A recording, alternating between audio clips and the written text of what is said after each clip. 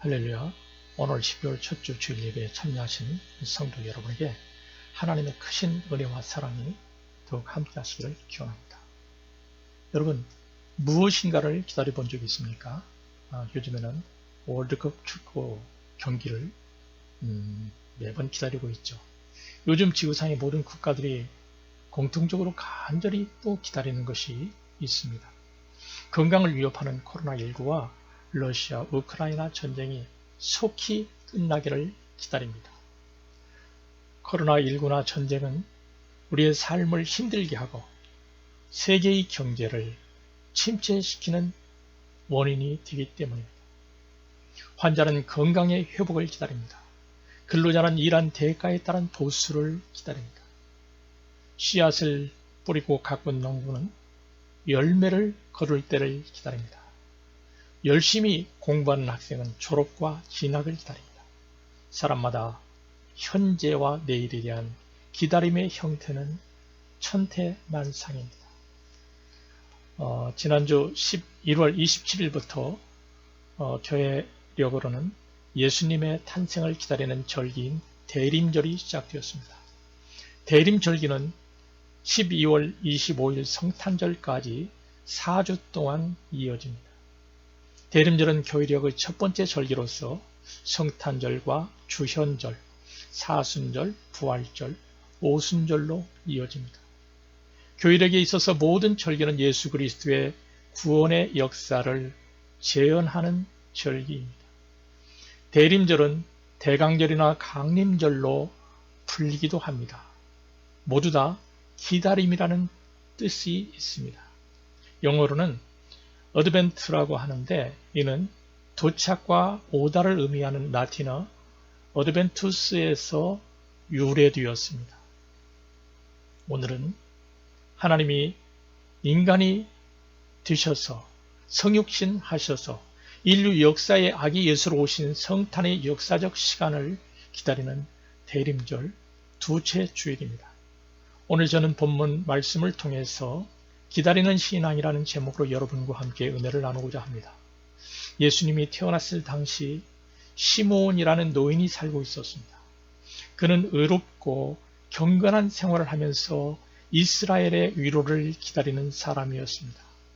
의롭고 경건하게 살았다는 말은 하나님의 말씀을 따라 하나님의 기준에 벗어남이 없이 조심스럽게 살았다는 말입니다. 본문 25절에 보니까 시므온은 이스라엘의 위로를 기다리고 있었습니다. 당시 이스라엘 나라는 정치적으로 로마 제국의 통치를 받고 있었습니다. 유대 나라를 다스렸던 헤롯 왕은 유대인이 아닌 이방 출신이었습니다. 그는 로마의 힘을 등에 업고 유대인을 다스리는 왕으로 그렇게 즉위했습니다. 자존심이 강한 유대인들로서는 헤롯을 자신들의 왕으로 받아들이기가 어려웠어요. 그래서 나라를 찾으려고 독립투쟁을 벌이는 열심당원들이 생겨났습니다. 열심당원들은 칼을 품고 다니면서 로마인들이나 당시 권력층들을 습격하고 암살하는 그런 일들을 했어요. 이럴 때마다 로마 군인들이 출동되어서 범인들을 추격하고 색출하기 위한 소동이 벌어졌습니다. 그런 살벌한 공포 분위기가 빈번하게 그 사회에서 발생했습니다. 하지만 로마 제국의 힘 앞에 대부분의 유대인들은 굴복할 수밖에 없었습니다. 그래서 그들은 현실과 타협하면서 소망을 잃은 채 무기력하게 살아가고 있었습니다. 대부분의 유대인들이 기대하던 메시아는 이스라엘을 로마의 압제에서 해방시켜줄 정치적 메시아를 기다렸습니다. 당시 여호와 하나님에 대한 이스라엘 백성들의 신앙은 유대 종교였습니다. 당시 이스라엘 백성 중에는 바리새파 사람들이 있었습니다. 그들 대부분은 진정한 율법의 정신은 잊어버리고 형식적이고 가식적인 신앙생활을 하고 있는 사람들이었어요. 수많은 율법 조항 때문에 백성들에게는 종교가 무거운 짐이 되어버렸습니다. 잘못된 종교 지도자들은 정치 권력과 결탁해서 자신들의 자리 유지하기에 급급했습니다. 그들은 자신의 이익을 챙기기에 급급하였습니다. 백성들은 정치나 종교에서 그 어떤 위로도 받지 못하고 있는 그러한 상황이었습니다. 따라서 유대인들은 하나님께서 약속하신 메시아가 속히 오시기를 기다렸습니다. 메시아가 오셔서 이 모든 고난의 상황에서 자신들을 구원해 줄 것을 기다리고 있었습니다. 그런데 본문의 시므온은 구약 성경에서 예언한 바대로 자기 백성들을 죄에서 구원하여 영생으로 인도할 메시아가 나타나서 이스라엘을 위로해 주기를 기다리고 있었습니다. 때마침 예수님께서 탄생하신 후에 40일이 지났을 때 예수님의 부모 요셉과 마리아가 당시 율법이 정한 정결례를 지키기 위해서 예루살렘 성전에 올라왔습니다. 율법에 따르면 나마를 낳은 산모는 40일 동안 외출하거나 성전 예배에 참석하지 못했습니다.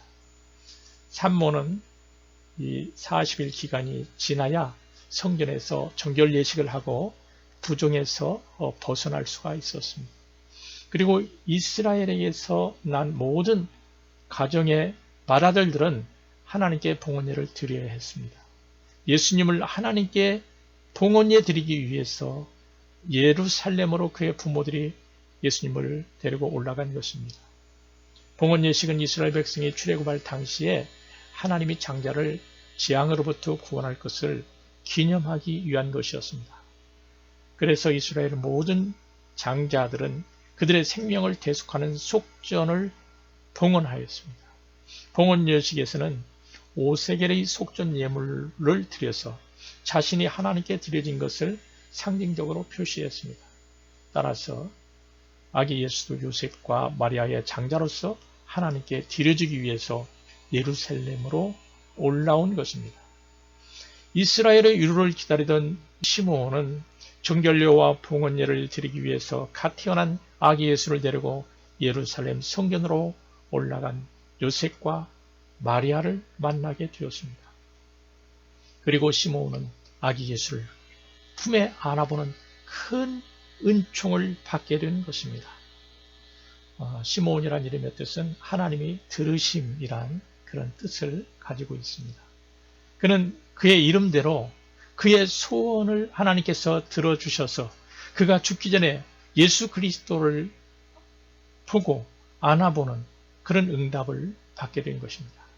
또한 죄악 가운데 소망 없이 살던 이스라엘 백성들은 메시아 그리스도가 오심으로 죄에서 구원받는 놀라운 은혜와 위로를 받게 된 것입니다.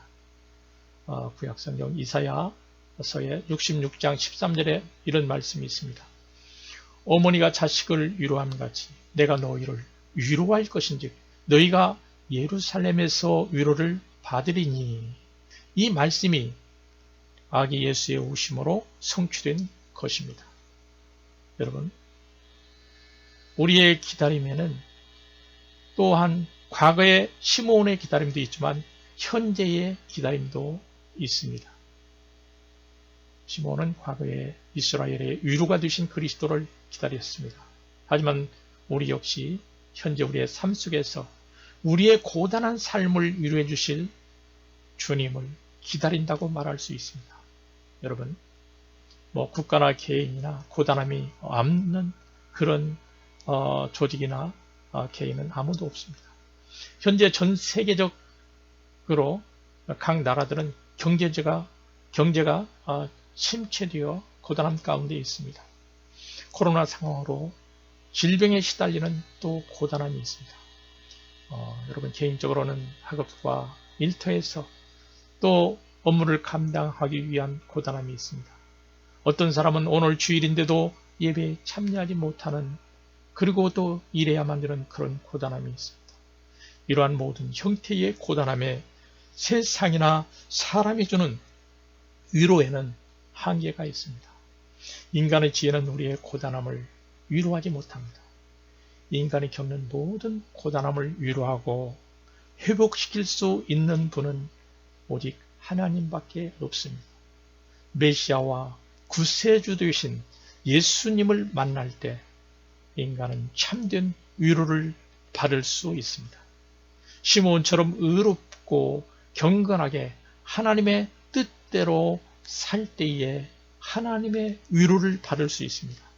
하나님의 위로를 받으려면 하나님 중심의 삶을 살아야 합니다. 하나님을 선택하든 세상을 선택하든 둘 중 하나를 우리는 선택해야 합니다.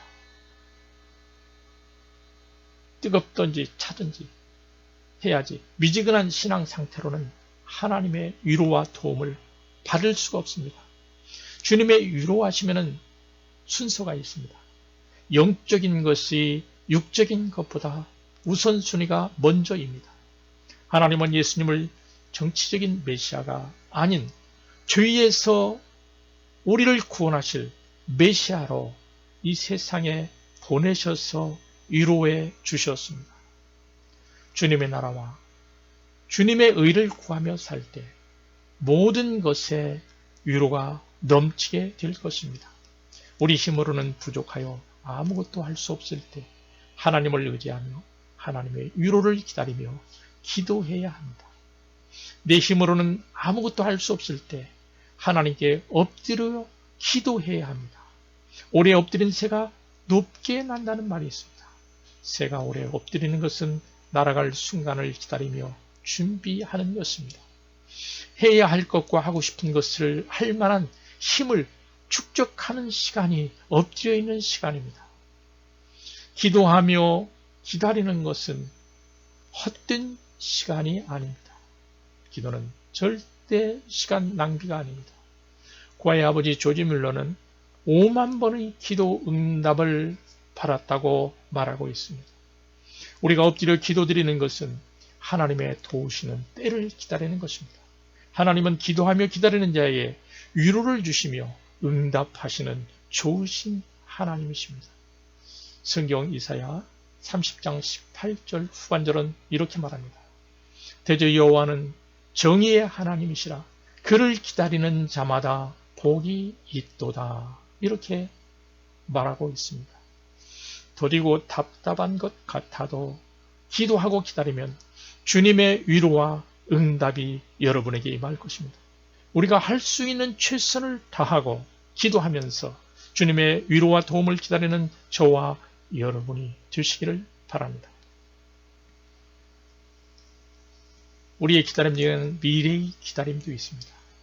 믿는 성도에게 있어서 현재의 기다림과 더불어서 미래의 기다림이 있습니다. 기다리는 것이 없다면 우리의 생은 아무 의미가 없습니다. 예수 그리스도를 믿는 성도들은 주님이 다시 이 땅에 오실 재림을 기다리고 있습니다. 재림은 모든 성도에게 가장 큰 기다림입니다. 주님의 재림 후에는 어린 양의 혼인잔치에 우리는 참여하게 될 것입니다. 혼인잔치에 관한 말씀은 요한계시록 19장 7절에 이하에 기록되어 있습니다. 우리가 즐거워하고 크게 기뻐하며 그에게 영광을 돌릴세. 우리 어린 양의 혼인 기약이 이르렀고 그의 아내가 자신을 준비하였으므로 그에게 빛나고 깨끗한 세마포 옷을 입도록 허락하셨으니 이 세마포 옷은 성도들의 옳은 행실이로다 하더라. 천사가 내게 말하기를 기록하라. 어린 양의 혼인 잔치에 청함을 받은 자들은 복이 있도다 하고 또 내게 말하되 이것은 하나님의 참되신 말씀이라 하기로. 요한계시록 9장 7절에서 9절 말씀입니다. 여러분, 어린 양의 혼인잔치에 청함을 받은 자가 성경은 복이 있다고 그렇게 말합니다. 여기에서 어린 양의 혼인잔치에서 신부는 교회를 의미합니다. 바울 사도는 그리스도와 교회와의 관계를 남편과 아내의 관계로 비유했습니다. 그는 고린도 교회 성도들을 정결한 처녀로 남편은 그리스도께 드리려고 중매한다고 성경 고린도후서 11장 2절에서 표현했습니다. 한번 읽어볼까요? 내가 하나님의 열심으로 너희를 위하여 열심을 내노니 내가 너희를 정결한 처녀로 한 남편인 그리스도께 드리려고 중매함이로다. 이렇게 말하고 있습니다. 어린 양의 신부인 교회는 신앙의 순결을 지킨 성도들입니다. 우리 성도들은 정결한 그리스도의 신부가 되었어 그리스도와 영원히 함께할 것입니다. 어린 양의 신부는 시몬처럼 의롭게 경건하게 그렇게 살아야 합니다. 하나님의 기준, 즉 말씀을 따라서 의로운 삶을 살아야 한다는 것입니다. 비록 세상의 사람들이 죄짓고 아무렇게나 산다고 할지라도 성도들은 그리스도의 정결한 신부로서 구별되게 살아야 할 필요가 있습니다. 요한계시록 17장에 보면 어린 양의 신부가 입는 옷과 그리스도를 대적하는 음녀가 입는 옷이 설명되어 있습니다. 하나님을 대적하는 음녀는 자주색과 붉은색의 옷을 입고 검은 보석과 진주로 꾸미고 금잔을 들고 있습니다. 반면에 어린 양의 신부는 세마포 옷을 입고 있습니다. 어린 양의 신부가 입은 세마포 옷은 세속적인 아름다움보다도 영적인 아름다움을 추구합니다. 성도가 입을 소박한 세마포 옷은 성도의 거룩한 삶을 상징합니다. 반면에 하나님을 대적하는 음녀의 옷은 화려하지만 부정한 삶을 상징하는 것입니다. 어린 양의 신부가 입는 세마포 옷은 성도의 옳은 행실을 상징합니다. 신실한 신앙은 지식이나 입술의 고백으로 끝나지 않고 행함으로 열매를 맺습니다. 거룩한 행실은 부정한 행실을 떠나는 것으로 출발해서 적극적으로 예수 그리스도 어린 양을 증거하는 삶으로 이어집니다. 오늘 본문 누가복음 2장 25절에서 성령이 그 위에 계시더라 라는 말씀이 나옵니다. 그 말은 시몬이 성령의 계속적인 임재 속에서 살았음을 가리키는 말입니다. 즉 시몬은 성령 충만한 사람이었습니다. 그렇기 때문에 그는 그리스도를 보기 전에 죽지 아니하리라는 성령의 지시를 받을 수가 있었습니다. 그리고 아기 예수의 부모가 헌신례를 위해서 성전으로 들어서자마자 성령님의 인도하심으로 그 아기가 바로 그가 그렇게도 기다리던 메시아이신 것을 알아볼 수 있었습니다. 그는 성령의 도우심으로 아기 예수를 보고 품에 안고 하나님을 찬송할 수 있었습니다. 사랑하는 여러분, 주님의 재림을 기다리는 성도의 기다림도 마찬가지입니다. 주님이 언제 올지 모르기 때문에 성령 충만하여 영적으로 깨어 있어야 합니다. 당시에 영적으로 눈이 어두웠던 사람들은 아기 예수님을 알아보지 못했습니다. 하나님은 늘 깨어서 기도하는 사람의 영안을 열어주십니다. 그런 사람들에게 하나님의 뜻을 아는 지혜와 총명을 주십니다. 영적인 눈이 밝아지면 하나님의 비밀인 예수 그리스도를 깨닫게 됩니다. 그래서 우리는 말씀과 기도로 깨어서 재림의 주를 기다리는 주의 정결한 신부가 되어야 합니다. 지난주일부터 성탄절까지 예수님의 오심을 기다리는 대림의 절기가 됩니다. 예수님께서는 이미 육신을 입고 이 땅에 오셨고 우리를 위해 십자가에 못 박혀 죽으시고 부활 승천하셨습니다. 그리고 그 주님은 다시 오시겠다고 약속하셨습니다. 우리는 다시 오실 주님을 기다리며 현재 살고 있습니다. 사랑하는 여러분, 우리는 이 성탄을 기다리는 대림의 절기에 시몬처럼 의롭고 경건하게 지낼 수 있기를 바랍니다. 우리의 고단한 삶 위에 주님의 위로를 기다리며 미래의 어린 양의 혼인잔치에 그리스도의 정결한 신부로 참여하는 저와 여러분이 되기를 축원합니다.